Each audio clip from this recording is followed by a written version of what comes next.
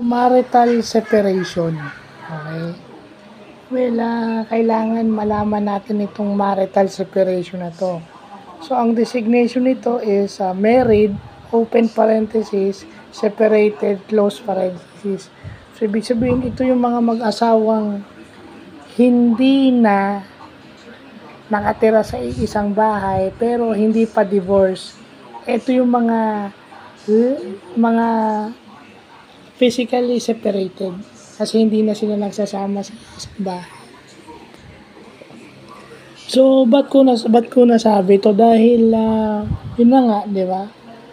Lalo na sa mga celebrities, mga politicians, or mga famous people na gustong mag-low-key.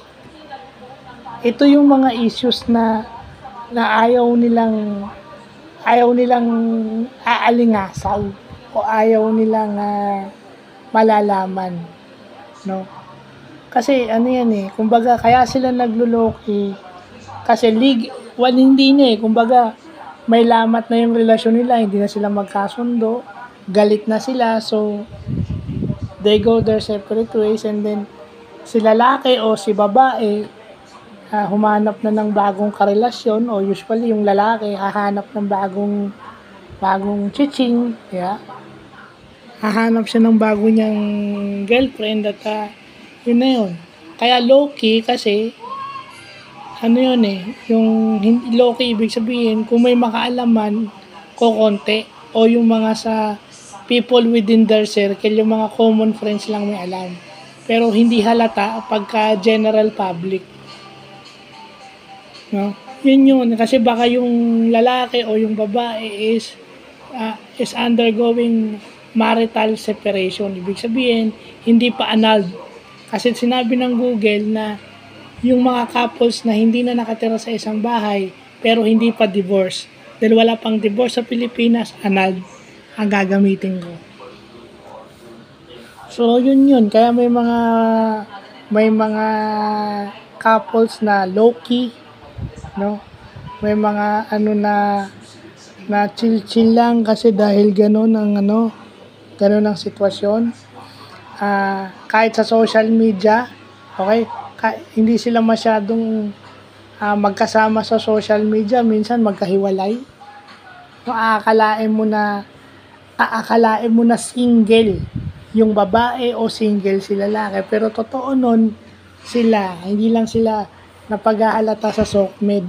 Kasi nga, kailangan nilang mag-low-key kasi baka alam mo naman ang marital separation, pagka umalingasaw yan, medyo hindi maganda. Lalo na sa mga public figures natin dito sa Pilipinas, lalo na sa online, sa internet o sa social media hindi lang bashing yan.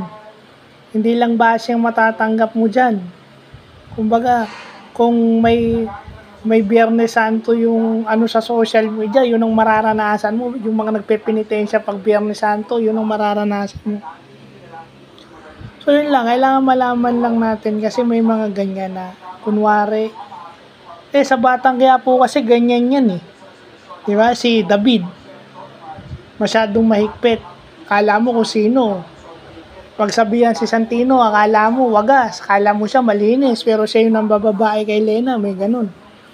Isa pang estilo dyan is, may mga babae o lalaki na mahihigpit dun sa kanilang mga nakababatang kapatid.